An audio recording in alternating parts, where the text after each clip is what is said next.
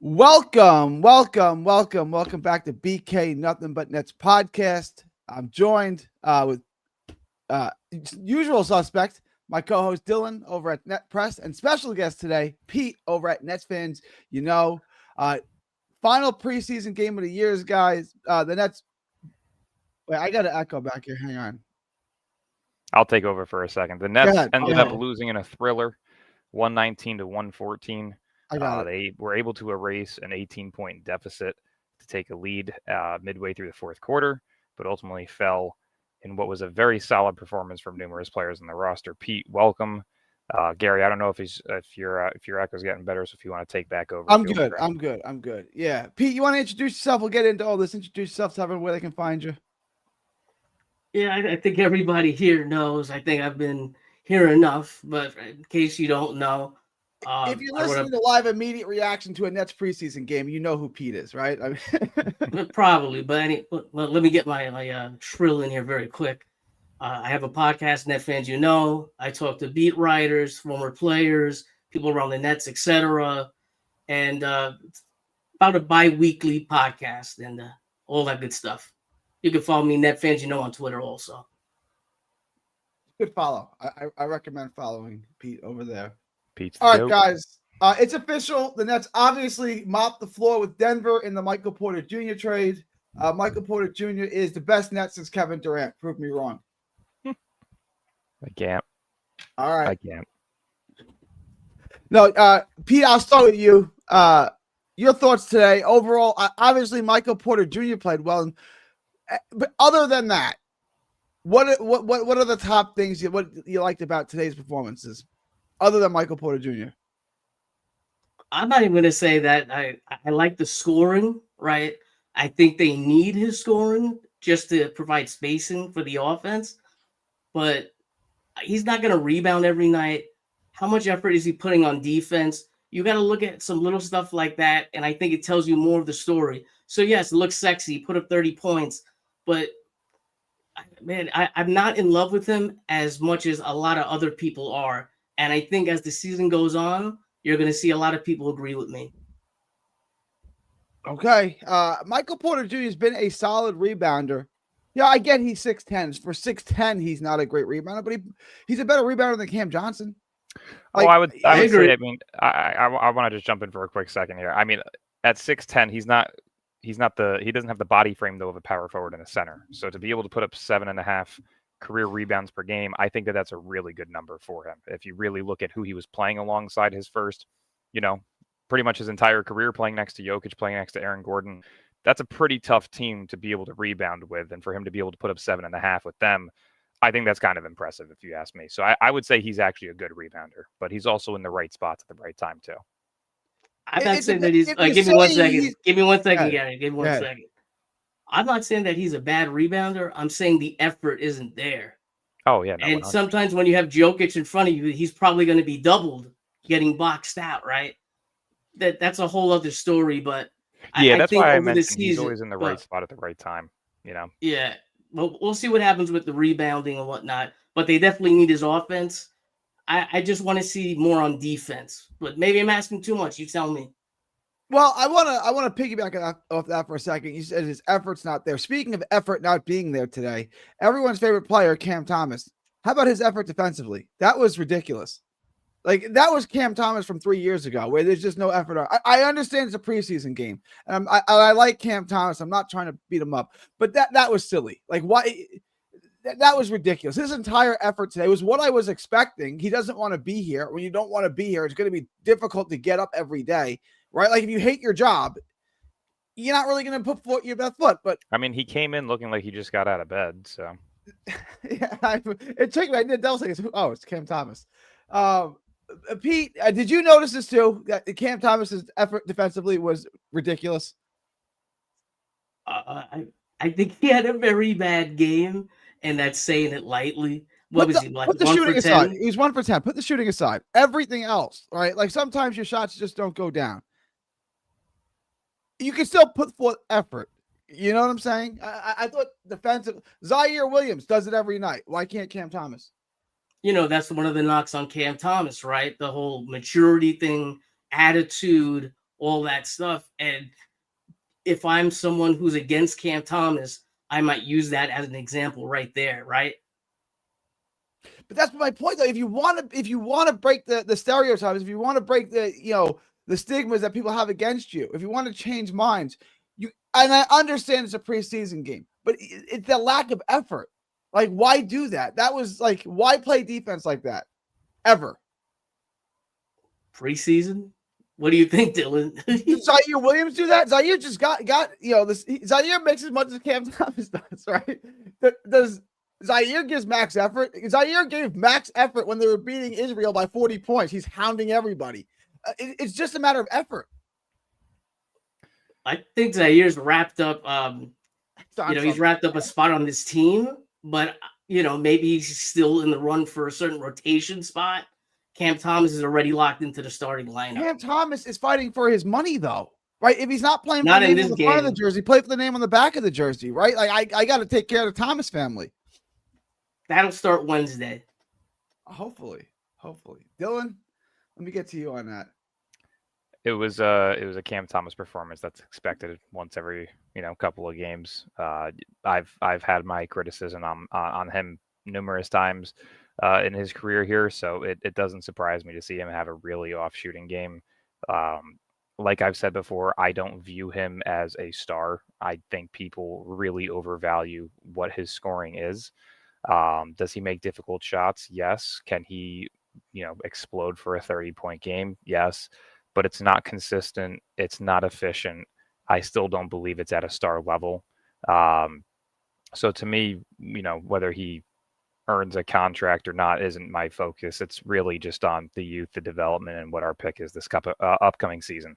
Because whatever this pick is this upcoming season is going to be his replacement. So, but just my question, like, why put forth such a lack of effort? Like, why not take any pride in your work at all? Like, this is what I do. I don't want to be here. I don't like it here, but this is still what I do for a living. Like, that was silly. I will say it's a preseason game, so I'm not going to take too much to it. But at the same time, too, if he didn't want to be here so badly, he should just be requesting a trade or sitting out. It's really not difficult. Save your health and your time and go elsewhere. But he hasn't. But you know what happens when he asks for a trade? How many teams are going to offer a serious package for Cam Thomas? But what's a serious package for him? Again, we're talking about a guy that is below league average in efficiencies. He doesn't average 25 plus per game. He doesn't have a secondary elite aspect to his game. He's a horrible defender. There's really no value for him. What is he? A first round pick and a salary filler? I would take it. You're not getting a first round pick for him. He's on an expiring deal. You're getting. That's why I said months ago, don't even bother. They shouldn't even offer him the qualifying offer. Just let him go. You don't want him here. You can't trade him now. If you do, is all of this worth a second round pick, which is what we're going to get for him? It's not worth it. Just let him go. Just cut your losses and let Nolan Chore and Ben Saref get to work. Let's get to that. Pete, I know you had some thoughts on Saref. I want to start with you. Saref started again today. Two-part question. Is Saref going to start the season, and should he start the season? Man, I know the Nets loved Nolan Traore. He killed it in the pre-draft workout at HSS. He started these 2 games in the preseason. Saraf started 2 games in the preseason. They say he looks great in camp. People are raving about Saraf. It looks like he has the handles, the poise, and Nolan Traore looks like a 19-year-old versus men, and Saraf has just looked better right now.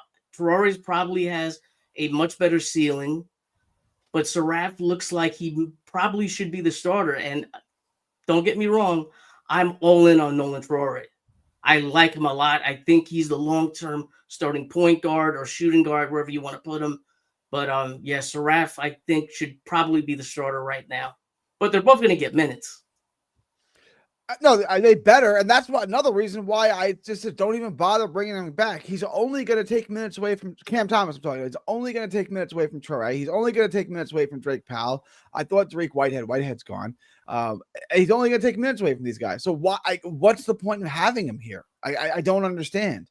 But Dylan, I want to get to you. Your thoughts on that? I agree with Pete. Right now, currently, Saref's a better player than Traore, but Traore has the higher upside. Would you kind of co-sign that? Yeah, 100%. I mean, realistically, the only thing stopping Nolan Traore at the moment is his lack of physicality due to his weight and the ability to space the floor. I think those are really the only two things that he needs improvement on. And the physicality aspect also, builds into the turnovers and the lack of playmaking by getting thrown off balance. So realistically, just the physicality and floor spacing is what he needs. Again, I said it during the draft process. I've said it during summer league. I've said it during preseason. He still reminds me of Andrew Nemhard. I think the ceiling on him is very good. I don't see him being a first or third option, but could he be the secondary ball handler next to a guy like Jaeger in the near future? 100%.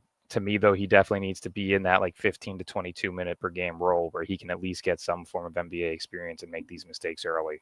But they got to get him in the weight room, and they got to be able to get him confident to start spacing the floor a bit more. Because with his size in the NBA today, he's got to be able to. Kyrie Irving. Hey, give me 1 second, Gary. I'm sorry I keep on cutting you off this time, but I got something that's pertinent to write this right now. He is 19 years old, and it shows. I want you guys to look back at the first 3 preseason games, okay? He took only 2 shots outside of the restricted area that wasn't a 3. Yep. He does not score with his left hand. He cannot dribble going to the left. Look at the highlights. Look at the game film. He's only scored with his right hand. Maybe tonight he might have. I'm not sure. I didn't see everything. But, he has a lot of work to do. That's my point I want to make. 100%. Guys, address this. He has no bag. I mean, Kyrie Irving, he is not. Stephen Curry, he is not. Guys, address this. I mean, he's the 19th overall pick. If he was Steph, if he was Kyrie, he would have been a top 10 pick. Where was Steph was picked 9? He was picked 9? Believe so. Yeah. But like I'm saying, I'm not expecting an all-star out of Nolan Traore. I'm not. This is a guy who was projected top 5 before college began. He struggled overseas, and I'm not expecting something tremendous with him. Could he be one of the better 6 men in the league? 4 or 5 years from now, sure. But do I see him being a full-time starter or a star on this team? Probably not. And I don't think you need to expect that with every pick. Realistically, taking 5 players, you're hoping that 2 of these guys are potential starters for you or some form of cornerstone, whether it's your 1 through 4 option, and the remainder you're hoping that you can at least get some form of role player out of it. So you saw OKC do this the year that they had 3 lottery picks where they took Ousmane Dieng, Jalen Williams, and Chet. 2 of them turned out to be all-stars. One of them turned out. Do you think our draft will turn out like that? Do you think that's what we drafted? I mean, I think Jaeger is 1,000% going to be some form of 2 through 3 option on this team long term. They've seemed to have fixed up his offensive game tremendously. The one thing that I'm still hoping to see at some point this season that he can improve on is his ability to finish at the rim. At that size, with the weight that he's put on, you just have to hope he gets a little bit quicker with that first step to where he can finish at the rim with ease. Because we saw it once tonight where he got to the rim and missed the layup, but that was a really good move to be able to create some form of space down the lane. So that's definitely something that I want to see more of out of him. The shooting, though, I mean, everybody was on his ass about it throughout college and throughout the pre-draft process, but he has showcased that he is one of the better floor spacers in this draft so far. And hopefully it just continues to look that way. We talking about who? I wanted to address this, Pete, your comment here, because his first step, decent defender, showed some good passing overseas. I think he's like a Dinwiddie or Ruitt. You talking about Saref?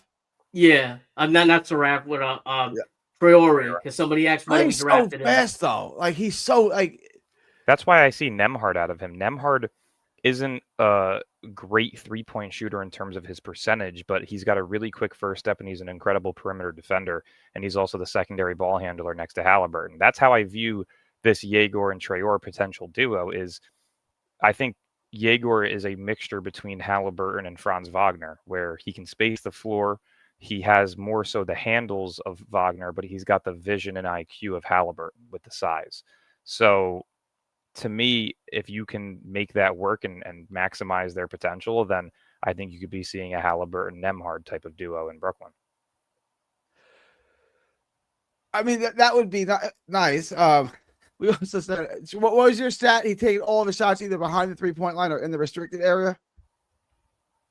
So does Halliburton. Yeah, well, you said it was Troy that took. Yeah, the first 3 preseason games, I was doing some research, and I saw like only it was like 2 or 3 of them were not in the restricted area. I'm not sure if I counted threes in that, but the point I was just trying to make is like if he's not getting to the rim, he's not pulling up for like a midi or a floater. Yeah, and I agree. But talk to me about Tyrese Halliburton's mid-range game. You know what I'm saying? Like if you can consistently, and he's not even lightning fast Halliburton, right? Like he's weird, like he's touched crab walking and stuff. If you can blow past people and you can shoot the 3, you can have a good NBA career. Right? It'd be nice. If he could be a 3-level guy, if he could pull up and hit a midi, if he had a mid-range game. But even with that, with just that kind of first step, and if you can knock down a 3 at a 35% clip, you can have a nice NBA career. Yeah, I mean, I would agree. I think that he's got the potential to be a borderline, if not a star in this league. Again, if you can name me a couple of guys who are 6'6" and above at the point guard position, or at least when they came into the league were listed as point guards who have been unsuccessful, the worst example is probably Lonzo Ball. And he is still a top-tier playmaker and defender on majority of contending teams as a role player. So the worst case scenario for Yegor is if he somehow is a bust, he's still your backup point guard who is of high level. Like that, the ceiling on him is through the roof. And players with his size and skill set usually don't fail in the league. So yeah, I really thought about that because you said that to me in the last live stream we did. It's like name a point guard that size who failed, and I was like, I can't really. I can't. Yeah. I mean, somebody in the comments, I'm sure, is going to say Ben Simmons, but you forget his first 5 years. Yeah, in the league. Ben Simmons was so good for a couple of years. Yeah, that's a rare case of bad luck and bad health. Outside of him, who you really can't consider to be a failure based on his first 5 years in the league, there's no name out there other than Lonzo, who was a top 10 pick, 6'6" and above at the point guard position, who didn't become a full-time starter and either a borderline star or a star. So to me, I think Yegor is his ceiling is through the roof. I definitely think he's going to be a second option, if not a third option long term with us, whether it's a contending team or a tanking team. Pete, give me your thoughts on this. I agree with Leaf here. I'm not going to say ever again, but for the foreseeable future, Traore and Saraf should not be on the court together ever again. Man, I don't know about that. You know what I mean? Like, there's even a chance we might even see, the third Igor join them.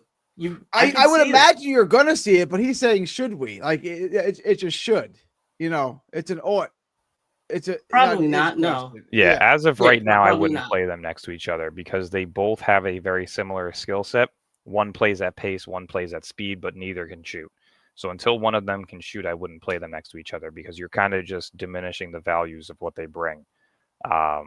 Yegor has proven that he can space the floor. You can put either of them next to him and they'll be fine, which is why I've been saying, though they won't do it because we know how the NBA is, we know how sports are in general. It's political in terms of veteran presence and who's making more money.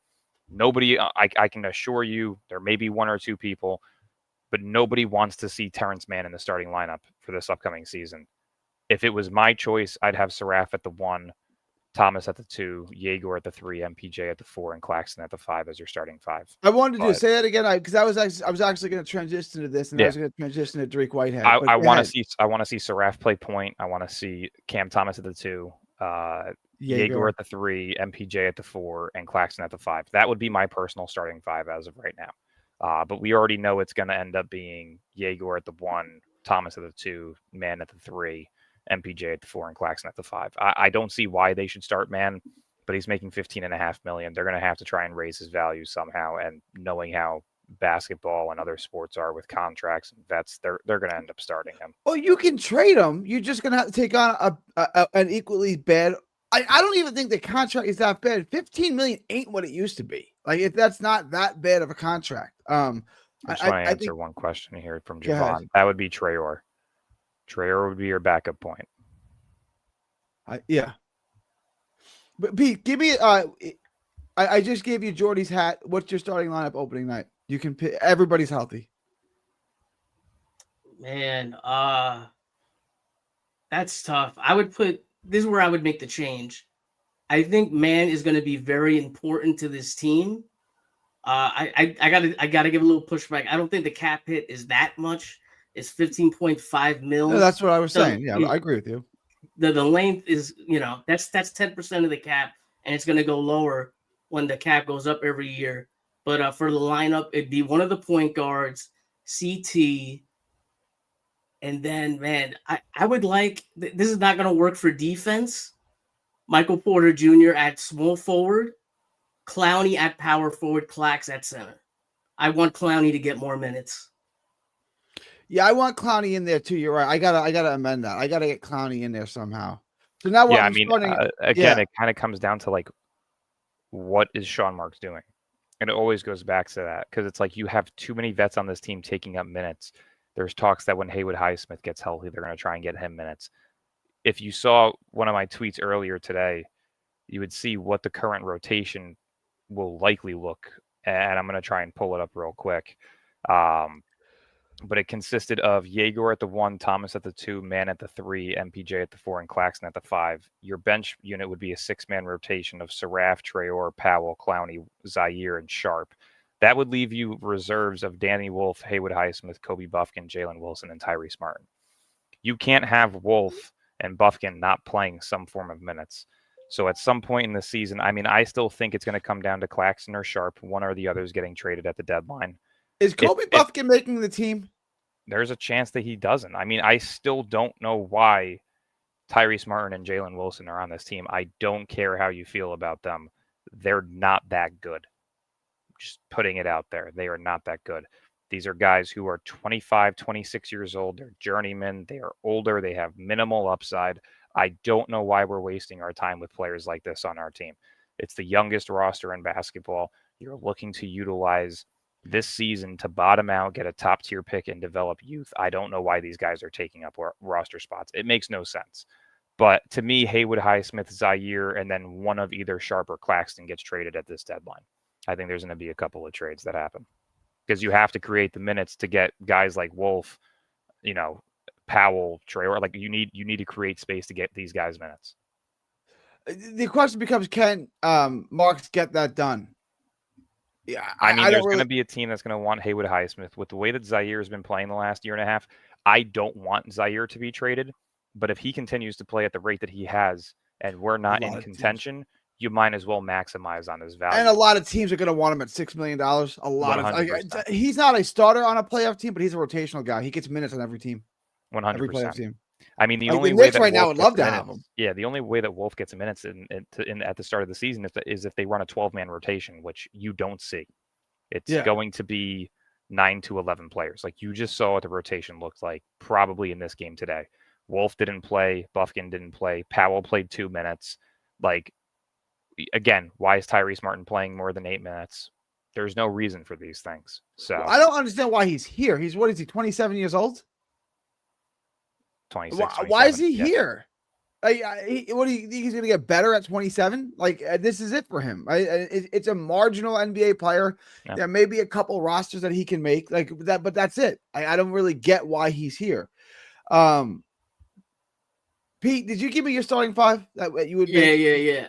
I'm going to say something real quick, and then we can move on. Guys, we know what's going on here. Jordy is going to start the vets first. And then, like Dylan said, there's probably going to be some trades, and then the young guys are going to step in. They're not going to throw them too much into the fire. You'll probably have, one of the point guards starting opening day. And then after that, there's going to be minutes here and there for people. And then toward the end of the year, floodgates will open. And that's the exact problem that happened last year. And it resulted in wins.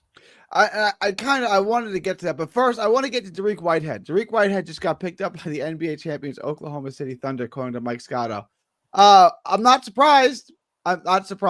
This is like when Pittsburgh cut ties with Justin Fields, the Jets got. Like, they just told you they don't like you any good, right? So why did you get him? Oklahoma City just told you that they think Tariq Whitehead is worth rolling the dice on. That means he's going to be an all-star caliber player. You know that's coming. All-star caliber, no. But could he be a rotational piece at the bottom of the bench? Sure. I mean, this is a guy who was a 5-star coming out of high school, went to Duke, was a projected lottery pick, dealt with injuries, and has never gotten an opportunity in the NBA. People, specifically Nets fans, have been so on his ass with the minimal opportunities that he has had. It goes to show if a team like OKC is looking to pick him up, that there is something there that we missed.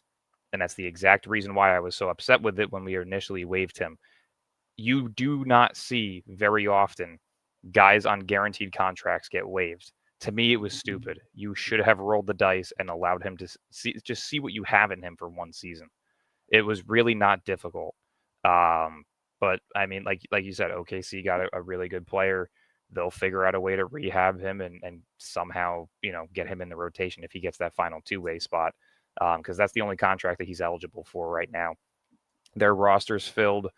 He's on an Exhibit 10, and there's one remaining two-way spot on OKC's roster. So he's battling out for that. But if he gets that, sky's the limit for what they can do with him.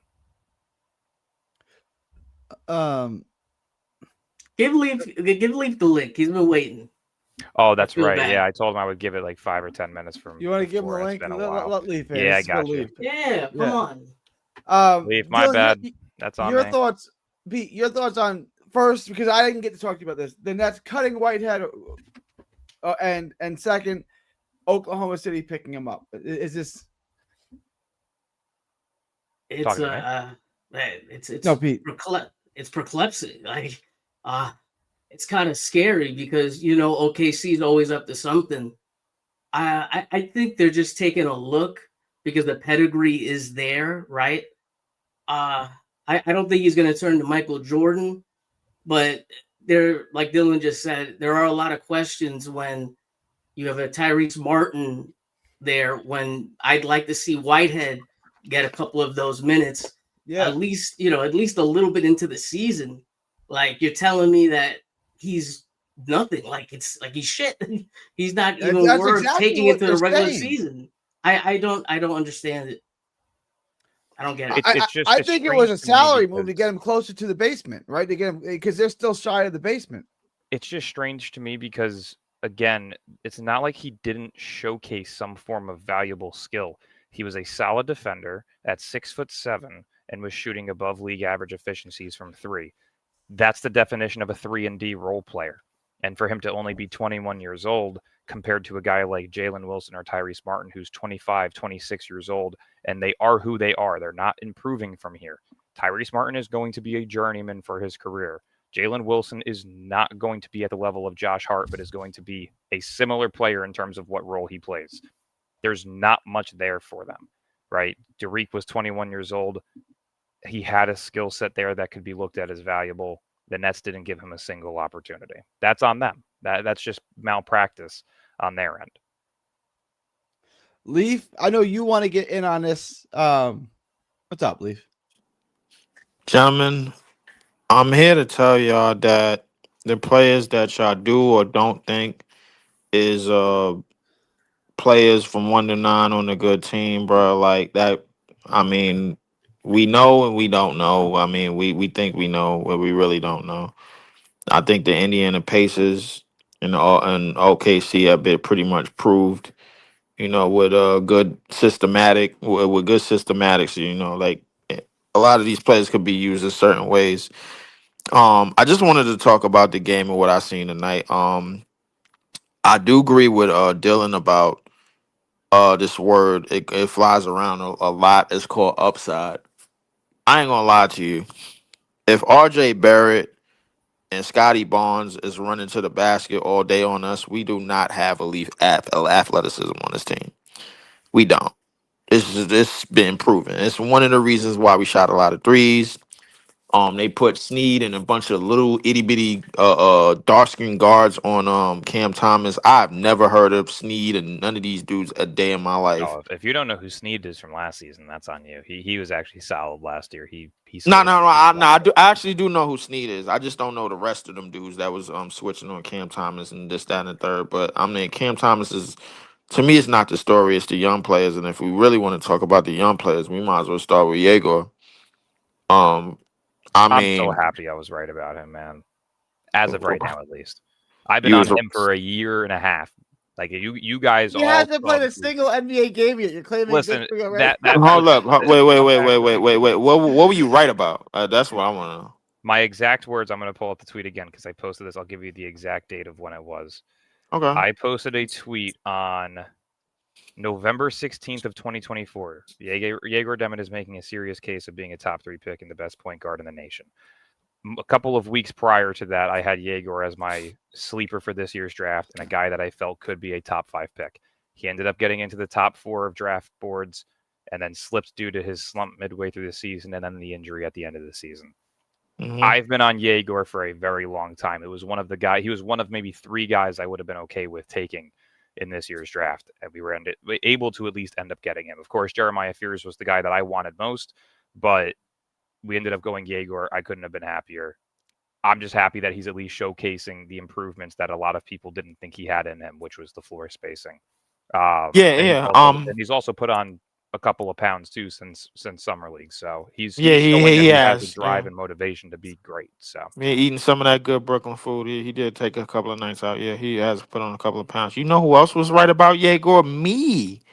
I get just so that happy. virtual high five. Do we Yeah. want to wait for him to play a single NBA game before we put him in the Hall of Fame, or we just want to do it right now? No, we don't. I mean, when you put the cool. Toronto Raptors starting 5, it's an NBA game. I got you. No, we don't. I'm gonna tell you why, Gary. It's the reason being is because it's something that Dylan keeps saying. Upside.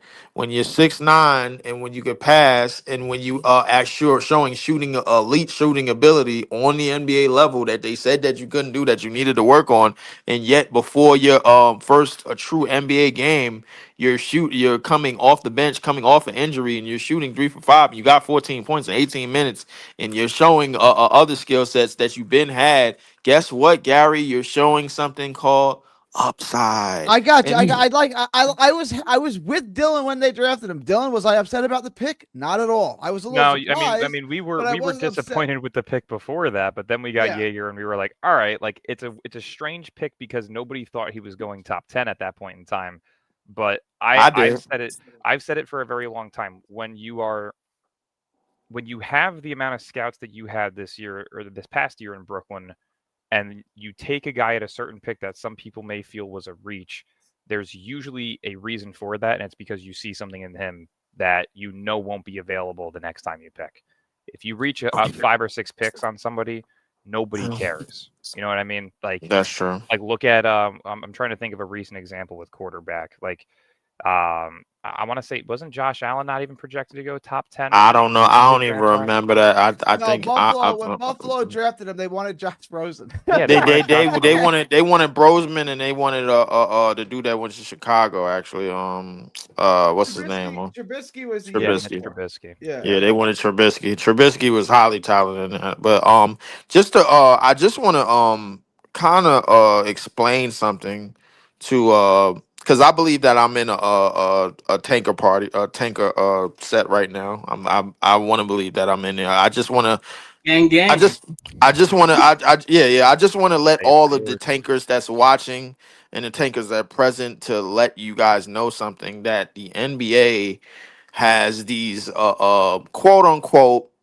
I don't want anybody to interrupt me. These quote unquote tanking rules for certain teams. Now, it goes year by year, obviously, and it's one of the reasons why 2 playing teams got the number 1 pick in the past 2 years. So we have to understand how the shit works. In the beginning, when you have veterans on your team that's out there that's want to win, a la us, that's out there playing and having high minutes, a la us, you got to make it kind of look like Utah the year before Wemby came out. I don't know if y'all remember that Utah team. They were the first team to 10 wins on that season. We all knew they wasn't making the playoffs, but they tried to fool people into believing that they was going to make the playoffs. Then that's when Danny Ainge came in and said, "Hey, we're supposed to be bad.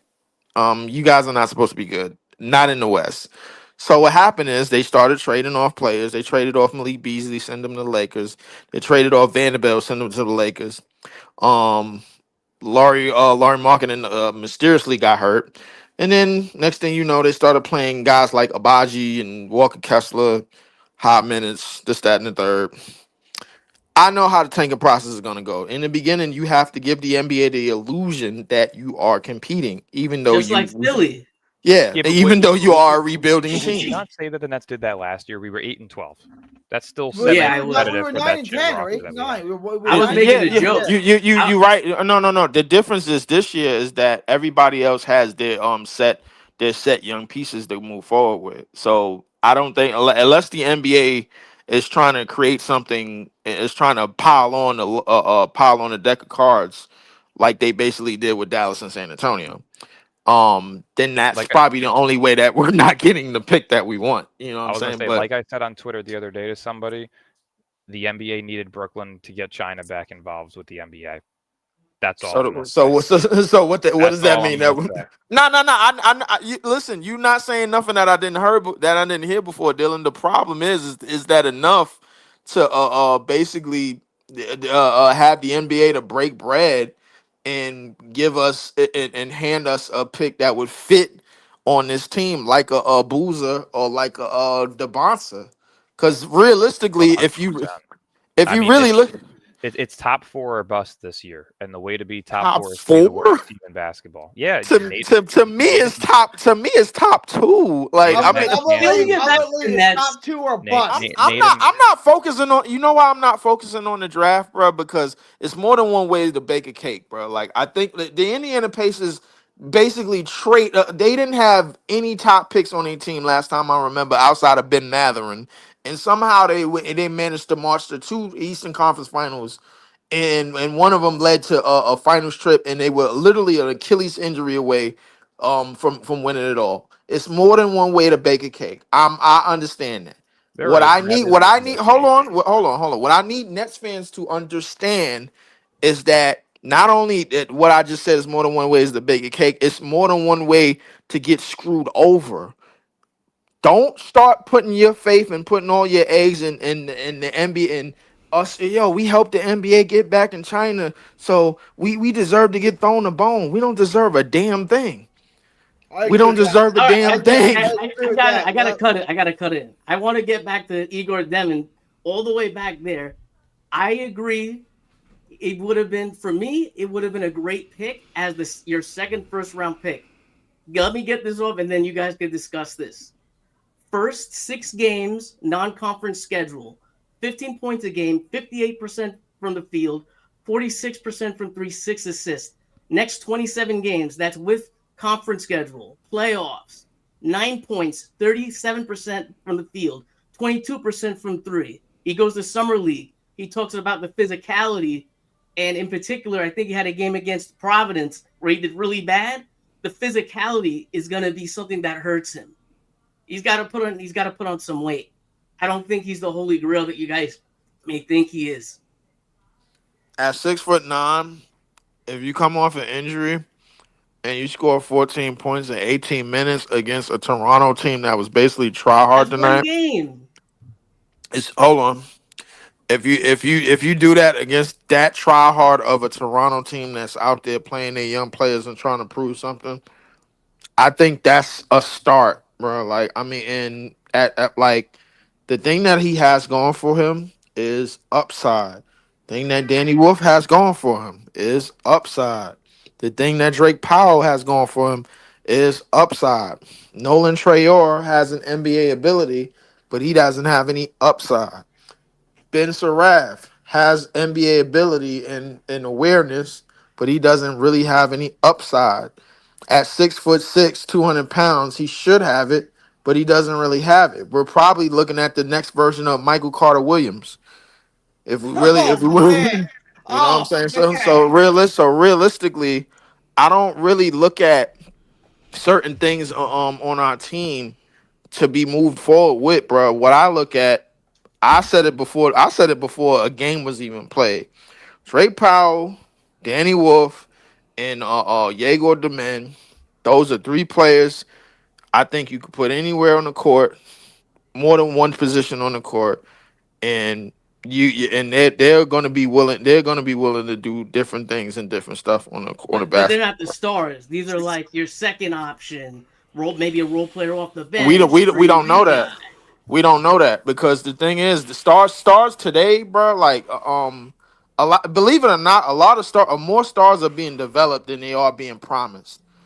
And what I mean by that is, bro, like just because you was top five, how deep these drafts are, just because you was top five, just because you was top 10, don't mean you promised to be a star. That Derek doesn't White mean was that. the 20th overall pick, and now he's on OKC. You know what I mean? It's gonna take time with this. I think you're a little ahead of the clock this time. I mean, but listen, and I can name plenty of picks that wasn't even picked in the top 20, and now they go-to players of their team. We So got we like, got we got Scott here. Let me get to Scott real quick. Scott, we haven't Hey, heard what's from you. up? You've been sitting there for a minute. I know you want to chime in on something. What's on your mind?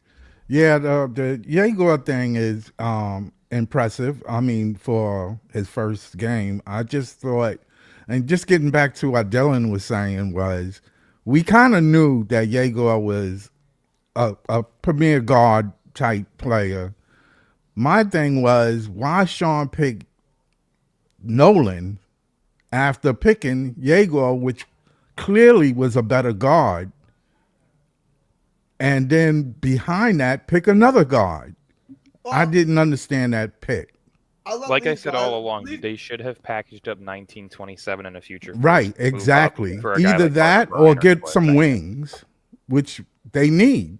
I mean, which I'm every cool, I'm team cool is, with. and the thing I say, the reason why I say you can use a wing, wings are good trade bait. I agree with you. If I'm speculating on why Sean Marks did this, is because he didn't want to leave the draft without a point guard. Now I have 3 stabs at it, right? Instead of just one, now I have 3.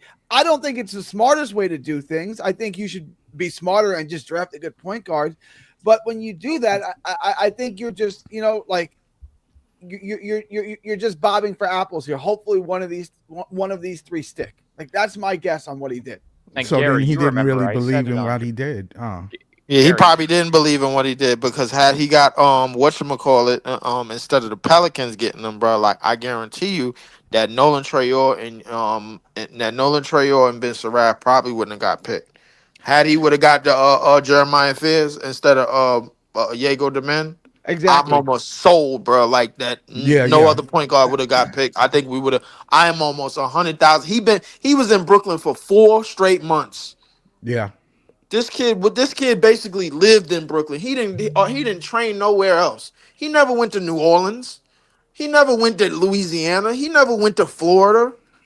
He didn't go nowhere else. The second that his college season was over, he was up here in Brooklyn the whole time. So I'm like that whole Nolan Trayor, Ben Saraf, that means that Yegor realistically wasn't the real first option at number 8. He wasn't. Yeah, but he wasn't a bad option. He wasn't a bad option. We were saying that Gary, Yegor was a decent. He wasn't a bad option, but historically at the number 8 pick. Dylan, you've been trying to get him. What's up? I was Dylan? going to say, Gary, you remember on draft night too, with the 19th pick, I was saying go and take Will Riley. It made the most sense. Right. 6'8" wing, agree. floor spacer. He's pretty much a Cam Johnson 2.0. It would have made more sense to take him there. If you look at it, how the board was falling on draft night, Traore would have been available at 22. If you look at how the board fell, Kasparis Yakachonis went, I believe it was 20th or 21st. Mm-hmm. And then Jace Richardson went 24th or 25th. Traore would have been there at 22. And Drake Powell would have been there at 26. Yes, so realistically, you should have taken Will Riley at 19. That if wing, you really right? felt the need to take Traore at 22, you could have. And then you could have gotten Powell and Wolf at 26 and 27. That's how it should have gone. But it didn't. And now you're seeing why I was saying on draft night throughout Summer League, and I still say it now, why I did not feel there was any form of need to select 5 picks, let alone 3-point guards. You need to find minutes for these guys, and you're putting them in a position to where they're going to receive minimal minutes to develop. It was a stupid strategy from the start. I still don't think it's going to work. I think all 5 has shown flashes to be very solid players, but at the end of the day, you're still putting 2 guys up against each other for the same exact role, for the same exact style role. of play. It doesn't Well, work. I would chime in and say only one of those players really don't have an uphill battle at all at their position to me, and that's Danny Wolf because of his skill set. Well, you Like- also have to remember he's 3 years older than these guys. Of course, Yeah. somebody who's a bit older and more experienced is going to be more NBA ready. And even then, Wolf's physicality at his size is not NBA ready. That's That's one for thing. sure. And Even more of a reason why you should start him because we a rebuilding team any damn way. 100%. That's number one. So realistically, the fact that everything that he provides offensively, you could work along that, bro. Like, and then add the pieces, all after the fact. I can almost guarantee you, bro. A lot of these rookies is gonna be getting a lot of playing time after January, bro. We just like the thing about a tank, bro. Like, you got to give the NBA the illusion that you competing. And then tank, bro. Like when the months when the draft boards start heating up, when you start to see players like AJ DeBonsa and Darren Peterson and Boozer start to make those headlines in college and put up those numbers in college and have those games, and then they draft stock is rising. Then that's when you wait. A lot. Think about it, bro. In the last 3 to 4 years, a lot of these teams that got top 3 picks before we did, they tanked late in the season. Late in the season. In the beginning of the season, they was going dumb. Wasn't Dallas going off in the beginning of the season? Even after they traded Luka? Wasn't San Antonio about to make the playoffs before the blood clots came and hit and ended Wemby season? They were in the Can I- play-in. Yeah. It was Can in I- the play-in. Can I jump in here for a second to answer this comment too, real quickly? Why do you guys do this to yourselves? Genuinely. This team is the youngest team in basketball. Pick up a book. Teams that are young do not win. The entire point of a team being young is to develop them and get a top-tier pick. This is the last year Brooklyn has at a quote-unquote generational draft class, as of right now, with their own pick. This team doesn't have any form of play-in caliber roster. It doesn't have the ability to win a play-in game. So why do you want to see them be mediocre? The worst place to be in sports is the middle. It does nothing for you. Why do you want to do this? It makes no sense. The Because team you is got not you, good when you enough. build a house, mean, and hey. you gotta start with the foundation. You can't start. Well, with what the is start? Hang on. Right, like this team. Honestly, like this is not going to work. Like even if we get Darren Peterson or the Bansa, maybe that's the way out. But we don't even have a foundation here. We have 3-point guards, and Sean Marks is hoping one of the 3 works out. So I wouldn't Sean say Marks that is there's. I admitting wouldn't say he that there's wasted no 2 picks. foundation. I wouldn't say that there's no found. I wouldn't say that there's no foundation. Realistically, if no trades were to be made this year, and the Nets get a top 3 pick, realistically, you would have that top 3 pick. You would have Yegor. You would have Nick Claxton. You would have MPJ. You'd have Noah Clowney. You'd have Zaire. That's a foundation. That's 7 very solid players. The top 3 pick, you're hoping to be a star. Yegor, you're hoping to be a star. MPJ is a great third option. That's a foundation. The foundation is almost complete. You need the top 5 pick this upcoming year to solidify the foundation before you move in on adding winning depth pieces and a third star to be able to compete. That is where they're heading. That's where you want to be. Say that Yegor looks like a third option, right? You use Michael Porter Jr.'s contract in the 2027 offseason to free up space and go sign a star. Now you have a star next to your third option, and say who you draft in the top 5 this upcoming year is your second option. That's your foundation right there. You just build around it. So the foundation is almost done, but it takes this next pick to really be closer to completing it. Right, and your whole like, let's find out what Yegor is first, right? And to me, this is what we did here is not it. Like, I wanted to get a borderline star, a second option, and then 2 very good role players to go along with it, right? See, but I don't think that was I a don't think realistic you did that. expectation anyway. I mean, Well, you have 5 first-round picks, Dylan. You don't have to The- spend. You the- can the trade up and get the expectation- guys you want. yes, with the trade up, it should have been the expectation, but they didn't. So the expectation of a second option at the 19th or 22nd pick, slim to none. No, So I that's wanted what- a second option. I wanted a second option at the Jaeger pick. Yes, no, I get that, and again, I'm still not comfortable nor happy with the fact that they didn't trade for a second lottery pick. I still think Carter Bryant should have been your second pick. I think they should have went all in to go grab him at 13 or 12, whatever it was. But they didn't. So realistically, the guys that they have here, you're pretty much how it works is you're hoping Jaeger pans out, which it looks like he should. You're hoping Drake Powell becomes a top tier 3-and-D player, so he's a rotational piece. You're hoping Danny Wolf could be your backup big. At that point, you're hoping one of Traore or Saraf hits, so this way you can have at least a backup point guard. That would be 4 players a part of your foundation based on this draft. I mean, Right. well, the Carter Bryant thing, bro. First off, I think he's basically the 2.0 version of Michael Kidd Gilchrist. That's number one. Number two, bro.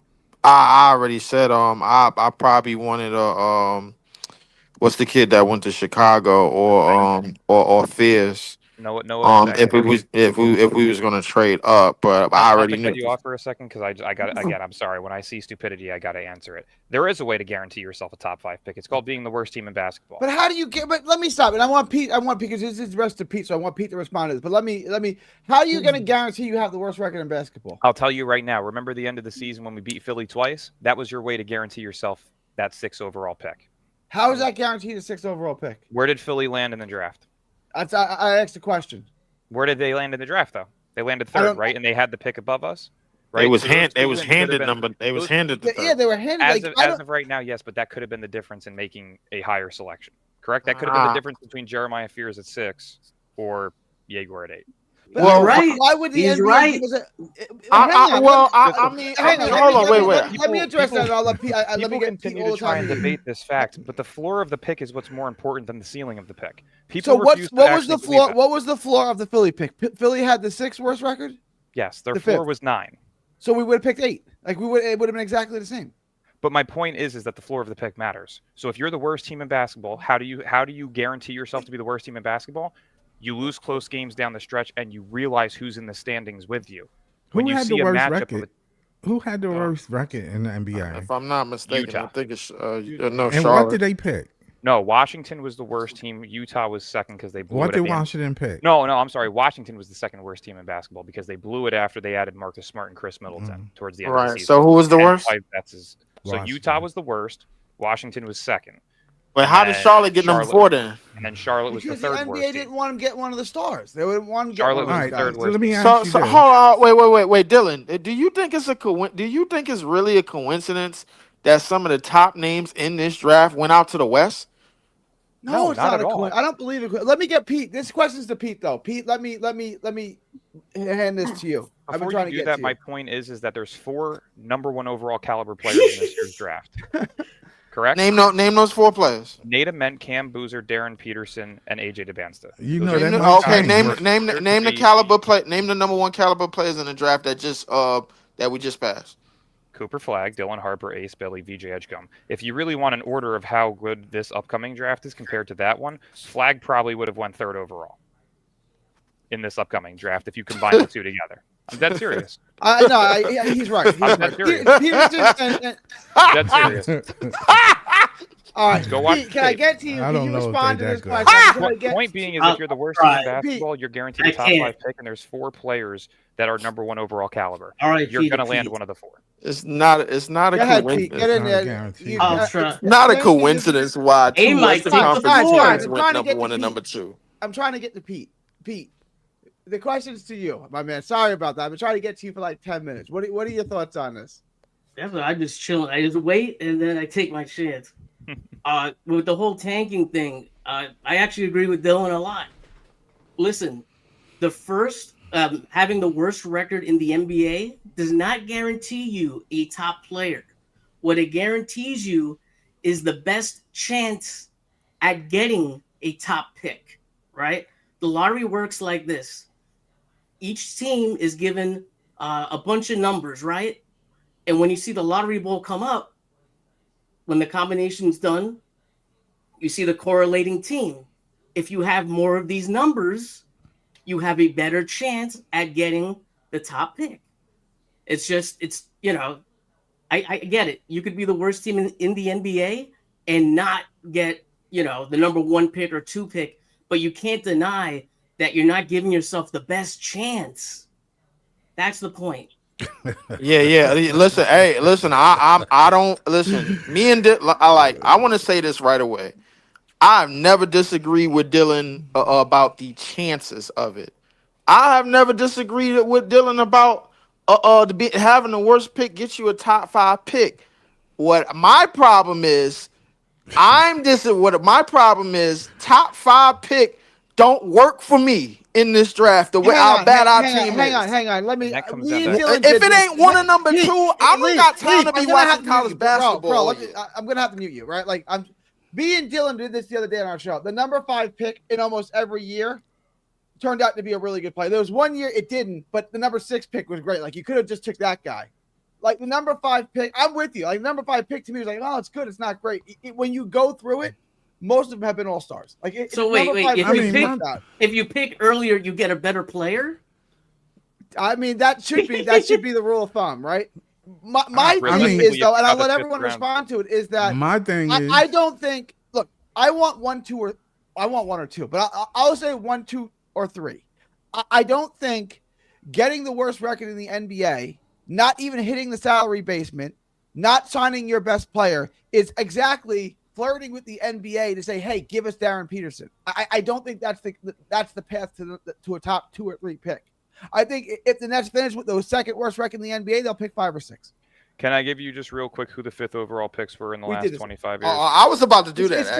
It's been good. We went over it. I was going to say, I'll run down the list real quick, but also just before I even start. Let's go from 2025. Let's go down the last 15 years. Let's do that. I got you. This ought to be great. Before I even do the names, just as a reminder, if you were the worst team in basketball last year and you got screwed and you were the 5th overall pick, you would have landed Ace Bailey. Everybody on this panel could mutually agree that everybody in the Nets fan base probably would have been much happier on draft night if they drafted Ace Bailey. I just don't understand how you guarantee you get the worst record in the NBA. There's lots of teams who want that. Like, why are you getting it? Lose games. But there were 5 teams trying all it is like the only thing I agree with Dylan on is the chances, bro. I don't think the word guarantee needs to be erased from this equation, it's bro. It's a guaranteed top 5 pick when you're the worst team. That's a fact. But you can't guarantee. Okay. But you can't guarantee the worst record. Like lots of people are trying to lose out. Like we saw Utah purposely lose games. We saw Philly purposely lose games. Yeah. You can't Philly just go got fined to and they got rewarded though, correct? So yeah, but you just can't go out there. The NBA so what makes you think that we gonna get fined and we gonna get rewarded? My point is that there's 4 top players in this league. I'm taking the 4 and 5 chance of trying to land a top 4 pick. Okay, all right.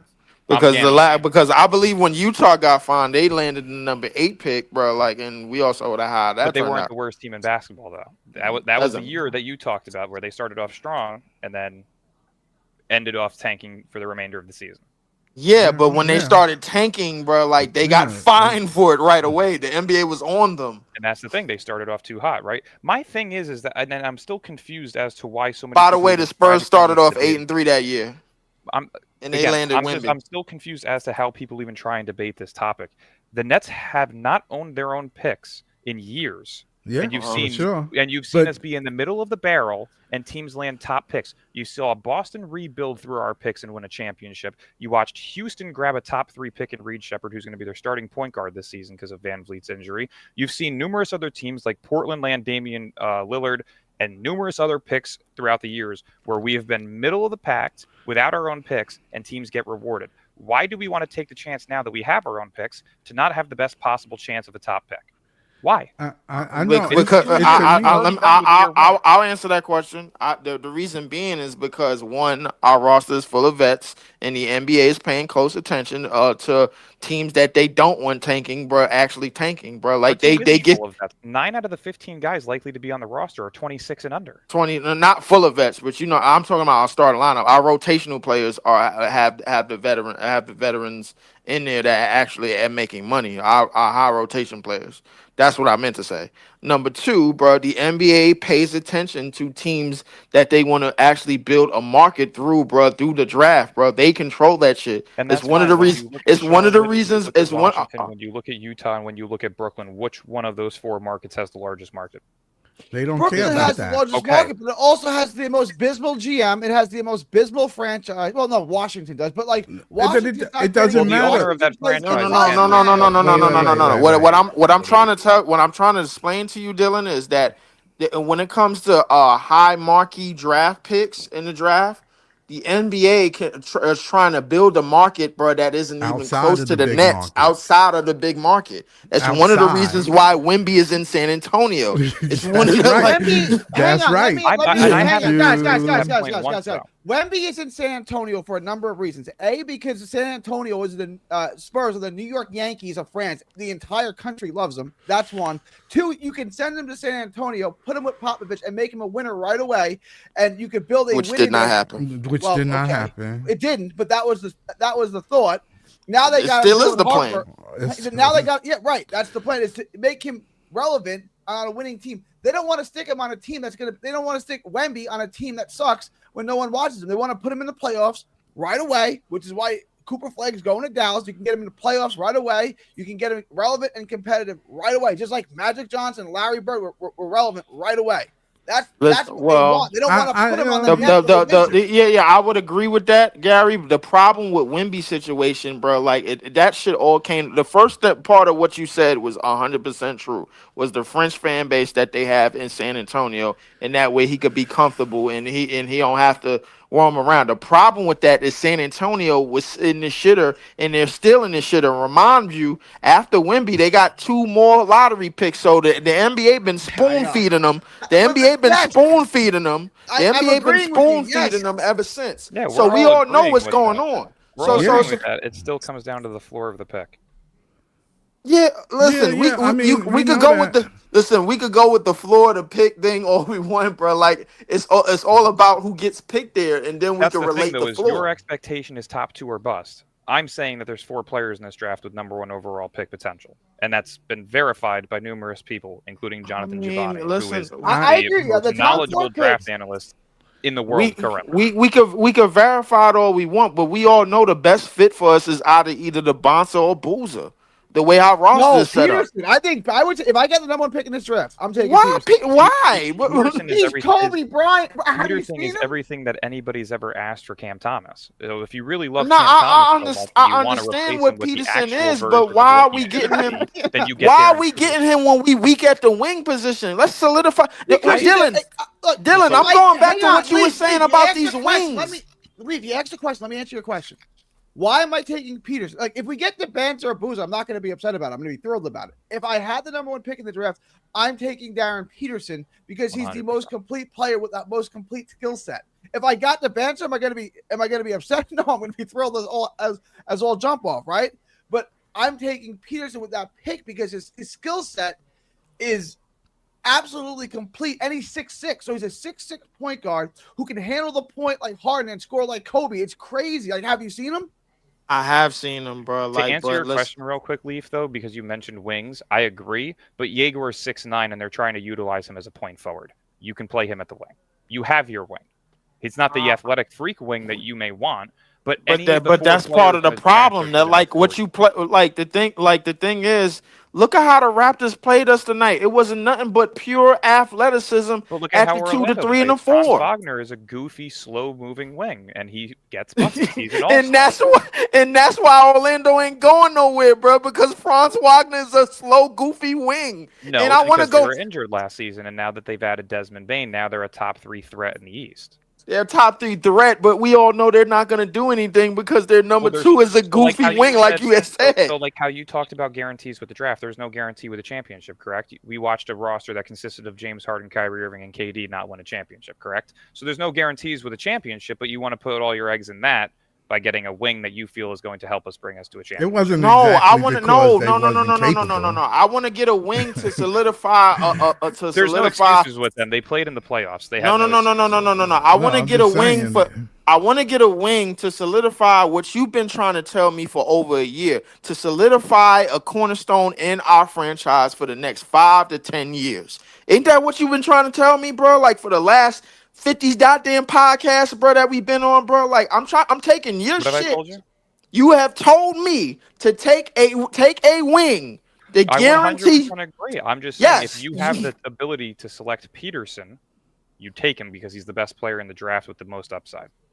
That's what you do. Jaeger is a wing in a point guard. He's a point guard play style at a wing size. He can play the point forward. Ben Simmons was a point forward. LeBron is a point forward. The point forward is a real position in basketball today. So yeah, it you is. have But to be willing where to are they play him put at? point You or put the Ben wing. Simmons at the 1 because But he was at the but who was he guarding primarily? he was Threes and guarding. fours. No, not Yeah. necessarily. He was Yeah, guarding. No, he was guarding the best player on every team and majority of teams who are contending. when he was guarding guards, that's when he was at his best. When he was guarding wings, that's when he was getting abused, and that's probably exactly what's going to happen to his first Jaeger. 5 years in the league, he never got abused. That's true. He was a top tier defensive That player. is In the true. league. That's Ben not Simmons true at got all. abused. Yeah, but Because I gotta but jump his off. but I'm his gonna let best you guys but go ahead. hold on, his The best top- success, I'm gonna his give you best your answer success before. with his best success defensively. Listen, you could go back and look at it, bro. It was against guards. Yeah. And when he played against Kawhi, he got cooked. When he played Yeah. against LeBron, he got cooked. When he Because played against KD, he got because cooked. Because they are all his size. That's You're why. talking about- you're talking they about stronger three- than him. You're talking about They three was freak stronger athletes. than No, him. yeah, and I'm talking That- about another freak athlete in Ben Simmons when he came in the league at 6'10". You're talking about guys who don't physically miss and get to their spots. There's a major difference between that. So we making No, excuses no. as to why Ben Simmons couldn't guard Did people Ben his Simmons not play size. well in the playoffs against Giannis when they matched up? Never. Yes, he did. No, he didn't. To give you the top 10, because I got to run out real quick. I got work early in the morning. The top in the last 10 years, the 5th overall picks in the NBA draft starting from 2025. Ace Bailey, great upside. Haven't seen him play yet. Ron Holland, very solid player. Asor Thompson, No, he's not. very solid player. Jaden Ivey, he's not. very solid player. Jalen Injured. Suggs, one of the better defenders in the league at the point guard position, and has been. No, that's Isaac Okoro. Isaac Okoro didn't pan out. Darius Garland, All-Star. Trey Young, All-Star. De'Aaron Obi Fox. Toppin, De'Aaron Fox, Seven Chris out of Dunn, the last 10 have Mario been either Lasagna, solid or better. Dante Exum, Alex Lynn, Austin You asked me Rivers. for 10. I see. No, your I asked you for the record. last 15. I actually asked you for the last 15. Okay, But so then there's your other 15. So in Okay. terms of the last 10 years, since people actually started getting better athletically, which tends to happen over the years, 7 out of the last 10 have pretty much been hits in terms of either solid role players or starters or all-stars. actually, You they can even go back have a little further when you see Oh, Demarcus Cousins, role players. Devin a Harris, lot of them Blake ain't even Griffin, solid Jason players. So You really Jalen wanna be Suggs honest. isn't a solid player. Jalen He Suggs. got a $30 million contract for no reason. Didn't Jalen Suggs getting picked at 4? Nope, he got picked at 5. I'm looking at it right here. It's overall been pick, good. Like 2021. guys, I Hold lost up. this argument to him the other day. I pulled it when we saw that 2017 or something. We went through it. No, ChatGPT got. This is who they got: Ace Bailey, Yeah, go to Ron Holland. StatMuse. They're a bit more accurate. All right, well, I'm not going to StatMuse. I'd rather go to whatchamacallit. Ron Holland, Asar Thompson, Jaden Ivey, who we all know that's true because the same team got all 3 of these dudes, and one is injured, one can't shoot, and his twin brother's better than him, and the other is a crash out. So neither one of those work. Isaac Okoro, garbage. Obi Toppin, he went to the finals. He actually played good in a pretty good system.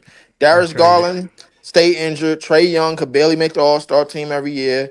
De'Aaron Fox had really 1 or 2 good years in the league. So, if we Chris got guys Dunn. like De'Aaron Fox or Trey Young, you'd be upset with that? Very.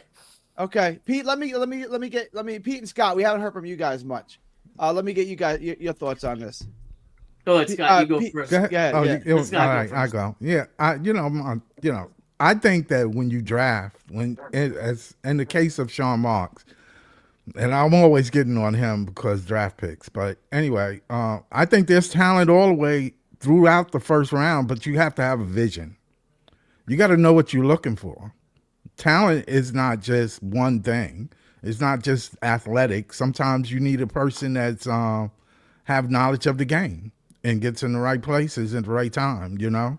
So I think there's talent. If you look at it, the last couple of MVPs have not been top draft picks.